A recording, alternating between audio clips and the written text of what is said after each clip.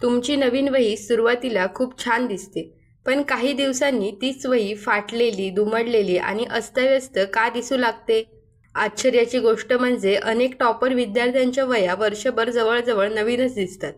कारण ते फक्त अभ्यासच करत नाहीत, तर त्यांच्या वह्या सांभाळण्यासाठी काही स्मार्ट टिप्सही वापरतात. आज मी तुम्हाला अशा 5 टिप्स सांगणार आहे, ज्या फॉलो केल्या तर तुमच्या वह्या वर्षभर स्वच्छ, आकर्षक आणि व्यवस्थित राहतील. चला सुरुवात करूया. Tip number 1. पहिल्या दिवसापासूनच वहीला कव्हर आणि लेबल लावा.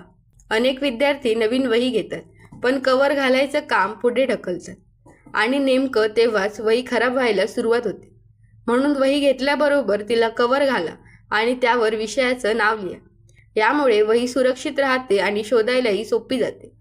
Tip number 2. प्रत्येक धड्याची सुरुवात नीट करा. नवीन धडा सुरू करताना हेडिंग स्पष्ट आणि मोठी लिहा, तारीख लिहा आणि महत्त्वाचे मुद्दे वेगळे हायलाईट करा. यामुळे वही फक्त सुंदर दिसत नाही, तर परीक्षेच्या वेळी रिव्हिजनसुद्धा खूप सोपं होतं. Tip number 3. वहीत फक्त आवश्यक तेच लिहा. कंटाळा आला म्हणून चित्रे काढणे, नाव लिहिणे किंवा पानभर गिरबटणे टाळा. अशी छोटी सवय वहीचा संपूर्ण लूक खराब करते. वही जितकी स्वच्छ असेल तितका अभ्यास करतानाही उत्साह वाटतो. Tip number 4. पानांचे कोपरे दुमडू नका. अनेक विद्यार्थ्यांची ही सवय असते.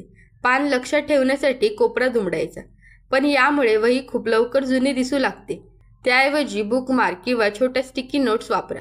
वही देखील नीट राहील आणि पानही लगेच सापडेल. Tip number 5.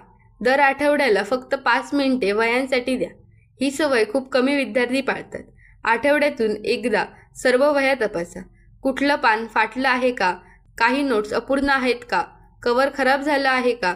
फक्त 5 मिनिटांची ही सवय तुमच्या वह्या वर्षभर नव्यासारख्या ठेवू शकते. लक्षात ठेवा, स्वच्छ वही म्हणजे फक्त नीटनेटकेपणा नाही, ती तुमच्या अभ्यासातील शिस्त दाखवते.